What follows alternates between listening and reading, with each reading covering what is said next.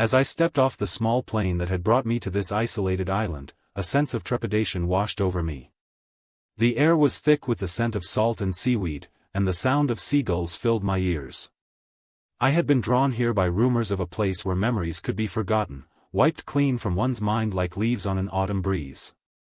My name is Alex, and I've been struggling to cope with a life that felt like it was slowly slipping away from me. Memories of my past, once vivid and full of joy, had become hazy and distant. People would whisper things to me, only for me to forget them moments later. Simple tasks became daunting challenges as I forgot how to perform them. My friends and family grew tired of trying to reach me, of being met with a vacant expression whenever they spoke about our shared history. That's when I discovered the Island of Lost Memories, a mysterious place shrouded in secrecy. Some said it was cursed, while others claimed it held the key to unlocking human potential. I knew I had to find out for myself. The island was small, no larger than 5 square miles, with dense forests and rocky shores that seemed to defy the tides. As I made my way through the winding paths, the silence was almost palpable. No birds sang, no leaves rustled, it was as if time itself had slowed down in this place. My destination was a small cottage on the outskirts of the island, where an enigmatic caretaker by the name of Mrs. White resided. She was said to possess knowledge about the island and its powers. I arrived at the cottage, and after a brief knock, Mrs. White invited me in with a warm smile. The interior was cluttered but cozy, filled with books, candles, and strange artifacts that seemed to hold mystical properties.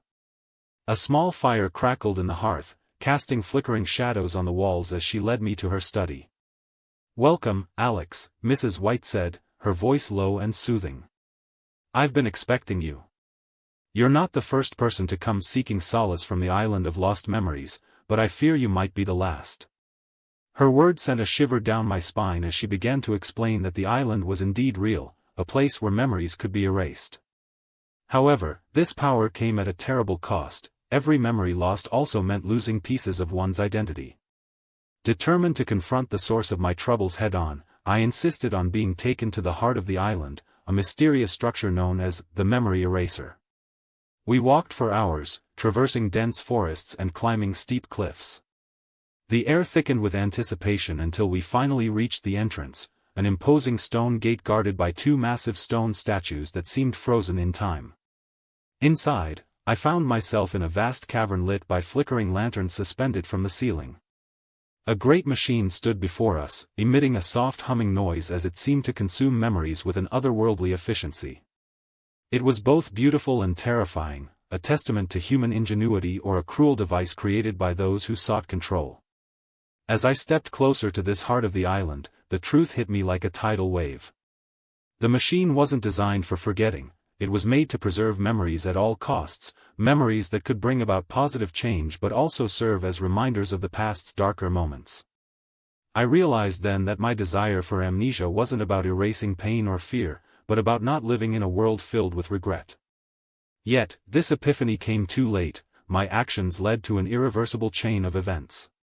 When I decided against using the memory eraser, realizing too little too late the importance of every memory, Mrs. White had no choice but to seal it away forever.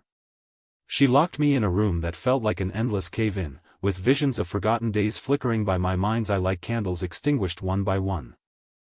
It was there I came to understand, true forgetting isn't about wiping clean the slate, but learning from our blunders and embracing life with open arms, no matter how rough the roads ahead may look. And that, dear friends, is where my story truly begins, a path not of forgetfulness, but self-discovery.